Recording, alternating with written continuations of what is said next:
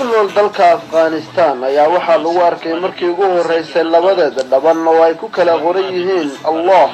iyo Muhammad kuwaasoo ka turjumaya Ilaahay iyo rasuulkiisa magacyadooda. dadkii arrinkaasi arkay ayaa waxa ay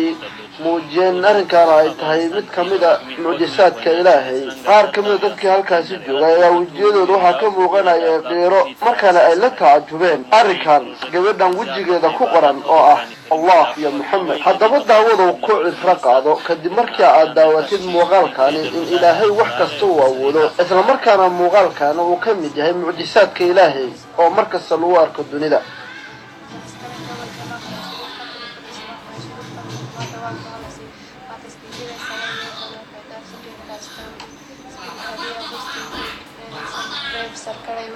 ما دواك ولا ما دواك ما ذكراها ما نخبر كريتيف ولا كتيرسو